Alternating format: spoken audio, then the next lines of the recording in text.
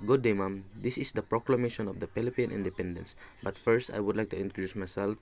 I am Arcangelo Batistilo Galeno. The Proclamation of the Philippine Independence consists of the following historical background, key figures, events of the June 1898, and lastly is the significance. So, historical background. The Proclamation of the Philippine Independence is a significant event in the country's history, marking the end of Spanish colonial rule and the beginning of the Philippines as a sovereign nation.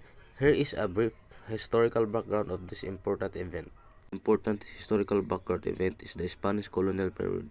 The Philippines was under Spanish colonial rule for over 3 centuries, starting in 1565 when Spanish explorer Miguel de Lopez de Gaspe established a settlement in Cebu. Throughout this period, the Philippines endorsed harm colonial rule, which included forced labor, heavy taxation, and suppression of local culture and language. Then, resistance to Spanish rule emerged in various forms, including revolts and uprising, but none were successful in gaining full independence.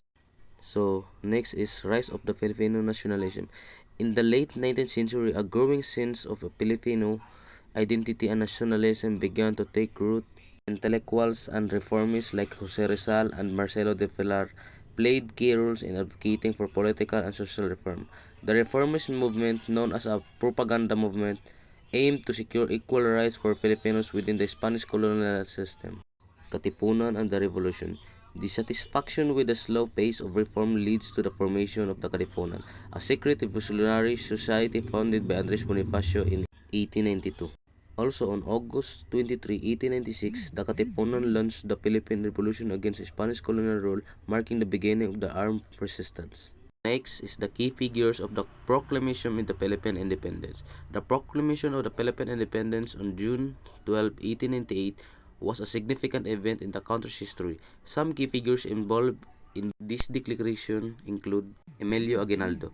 He was the leader of the Philippine Revolutionary Force and played a central role in the proclamation of the Philippine independence. Aguinaldo became the first president of the Philippine Republic. Next is Andres Bonifacio. Although not directly involved in the proclamation, Bonifacio was a key figure in the Philippine Revolution against Spanish rule. He was the founder of the Katipunan, a revolutionary society that sought independence from Spain, and also Ambrosio Rianzares Bautista. Bautista was a lawyer who drafted the Philippine Declaration of the Independence, which was read by Aguinaldo during the proclamation ceremony.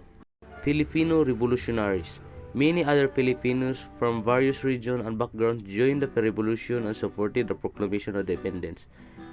Their collective efforts were instrumental in achieving independence from Spanish colonial rule.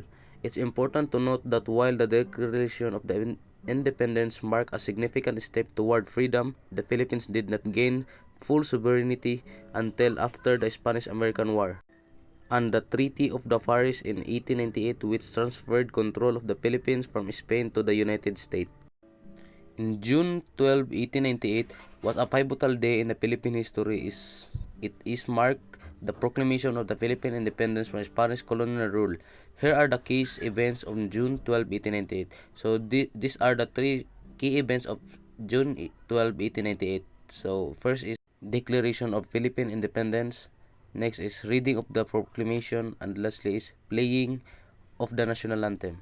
And lastly is the significance. The proclamation of the Philippine independence on June 12, 1898 is considered a pivotal moment in Philippine history for several significant reasons. So there are 6 significant reasons. So first is the end of Spanish colonial rule, assertion of Filipino identity, formation of a republic, international recognition. Fifth is inspiration for future generations, and lastly is Independence Day celebration.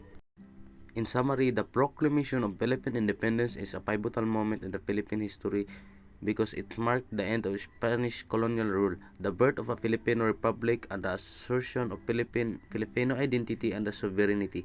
It continues to be celebrated as a symbol of the nation's struggle for freedom and self-determination. That's all, ma'am. Thank you.